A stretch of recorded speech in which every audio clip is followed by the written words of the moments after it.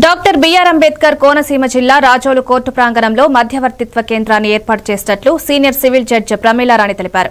మీడియాతో మాట్లాడుతూ కోర్టులో ఏళ్ల పాటు సాగే కేసులు మధ్యవర్తిత్వం ద్వారా వేగంగా తక్కువ ఖర్చుతో పరిష్కరించుకోవచ్చన్నారు.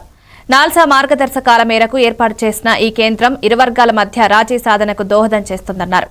ఈ కార్యక్రమంలో పలువురు న్యాయవాదులు పాల్గొన్నారు. ఇప్పుడు మీడియేషన్ డ్రైవ్ అనేది నడుస్తుంది. మీడియేషన్ అంటే మధ్యవర్తిత్వం చేసి కేసుల్ని సమస్యల్ని పరిష్కరించుకోవడం. ఆల్టర్నేటివ్ డిస్ప్యూట్ రెజల్యూషన్ కింద మీడియేషన్ అనేది ఒకటి. అంటే మనం సమస్యలు వచ్చినప్పుడు కోర్టుకి వెళ్తాము. కోర్టు పద్ధతిలో వాయిదాలు తీసుకోవాల్సింది. అందుకని సుప్రీంకోర్టు వాళ్ళు మీడియేషన్ ఆల్టర్నేటివ్ డిస్ప్యూట్ రెజల్యూషన్ అనేది ఒకటి తీసుకొచ్చారు. దాంట్లో ఈ మీడియేషన్ అనేది ఒకటి.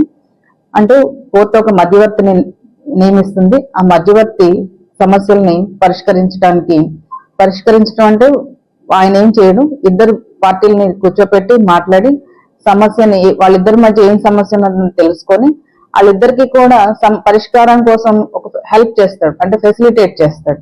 ఆ ఫెసిలిటేట్ చేస్తే ఇద్దరి మధ్య ఏమేమి సమస్యలు ఉన్నాయి, ఇద్దరు ఒకరి తరపున ఒక ఆలోచన ఒకరిది, ఇంకొకరి ఆలోచన ఒకరిది ఉంటుంది. వాళ్ళిద్దరిని కూర్చోపెట్టి మాట్లాడతారు, ఆ సమస్య ఏంటో తెలుసుకుంటారు. ఒక్కొక్కసారి సపరేట్ గా కూడా సిట్టింగ్స్ పెడతారు, జాయింట్ సెషన్ పెడతారు, తర్వాత సపరేట్ సెషన్స్, ఒకళ్ళని పిలిచి మాట్లాడతారు, తర్వాత ఇంకొకరిని పిలిచి మాట్లాడతారు. అలా ఇద్దరి మధ్య ఏమేమి గొడవలు ఉన్నాయి ఏంటన్నా తెలుసుకుని అయినా ఇద్దరికి ఆ పరిష్కరించుకోవడానికి ఒక హెల్ప్ చేసి ఒక మంచి పరిష్కారాన్ని తీసుకొస్తారు. దీనివల్ల ఉపయోగాలు ఏంటి అంటే ఇద్దరి మధ్య గొడవలు ఉన్నాయి, పూర్తి కోర్టులో కేసులు అయితే ఒకళ్ళు గెలుస్తారు, ఇంకొకళ్ళు ఓడిపోవటం జరుగుతుంది. వాళ్ళిద్దరి మధ్య లోపల ఏవైతే కోపాలు ఉన్నాయో అవి ఇంకా అలాగే ఉంటాయి. అపీల్ చేసుకుంటారు, మళ్ళీ అపీల్ చేసుకున్నా కానీ అదే కోపాలు ఇంకా నడుస్తూనే ఉంటాయి. సంవత్సరాల తరబడి ఇద్దరి మధ్య ఘర్షణ అనేది ఉంటది.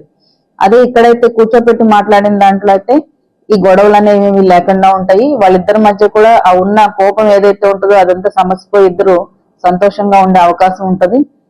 ఇంకా కాకుండా ఇద్దరి మధ్య ఏమేమి ఒకరికి తెలియకుండా ఇంకొకరి మనసులో ఇంకొకలాగా ఉండొచ్చు కోపం సమస్య అనేది. ఆ ఇద్దరి మధ్య ఏమేమి ఉన్నాయో ఒకరికి తెలియకుండా ఒక మధ్యవర్తి కూర్చోపెట్టి మాట్లాడటం మూలంగా అవన్నీ లోపల ఉన్నాయన్నీ కూడా వాళ్ళు మనసులో బయట పెట్టి ఆ సమస్యకి